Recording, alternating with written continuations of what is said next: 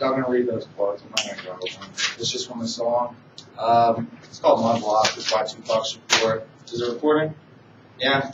Anyway, yeah, these are quotes by Tupac Shakur. Y'all might have heard of him. He sold 100 million records, so he's a rapper. Kind of like the last presentation that was given. So anyway, we'll just kind of move on. First one, we got a prison gang. So the claim is, all prison gangs are based on race, so that everybody in prison is, in a prison gang or something to that effect, But my first refute is that some of the members of, are actually a prominent founding member of the Aryan Brotherhood is actually a Native American. Found that these first two out from lockup, it was on YouTube, so I found that out from that. It was really resourceful and informative and entertaining and weird. And, that second claim is that, is actually, or second refute, excuse me, some of the members of the Blood and Grit gang in prison are actually white and Latino.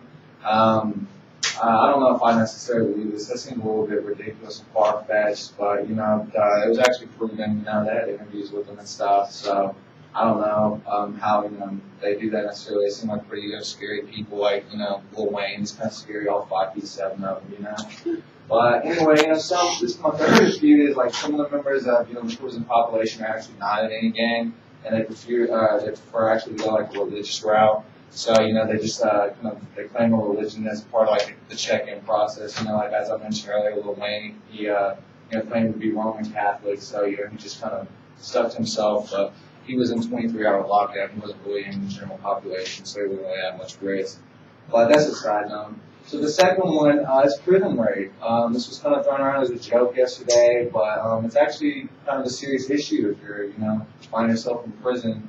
So my freshman year, I had met somebody who's now a friend of mine that had been to Huntsville, which is how I got the shirt. I was visiting him while he was down there, actually. So he had actually refuted this point for me and stated that there's really not that much rape that goes on in prison, and it's actually just kind of like consensual. So that's kind of gross, but that's just kind of how people, I guess, do when they're in there for like 10 or 20 years or whatever. So anyway, let's kind of move on past this one. It's not one movie we're going to talk about.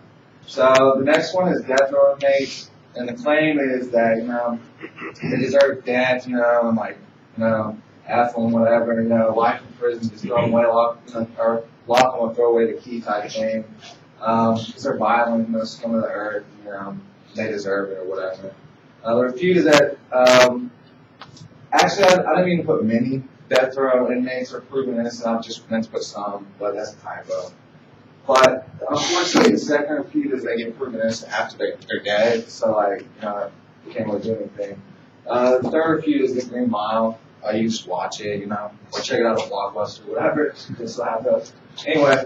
Correctional officers. So, COs, that's what they call them. That's what Justin told me they called them when he was in Huntsville. The claims that they're honest, hardworking, everyday, normal people or whatever. They pretty much are, but some of the refutes that they're actually, first refutes that they're rappers. When I heard of Rick Ross, he was actually proven to be a CO before he became famous, claiming to sell like cocaine and stuff. So that doesn't make any sense, but it kind of leads into the second refute that some are actually found guilty. They have a cool website if you Google this, unknownnews.com. They have a big section in there where they talk about cops that get caught doing a lot of illegal stuff. So it's kind of entertaining, but really just depressing. So I don't know if you want to look at that or not, but they actually they smuggle drugs and money into the prison and whatnot. So that's they should be in prison too. That's the only thing it says. These are just some sources that I use. Actually, this is a really good magazine, Tupac Shakur. That's a Vibe magazine. Quincy Jones did the full issue, and it has all the articles they wrote about him and stuff. And that's just the rest of them. And that's it. Thank you.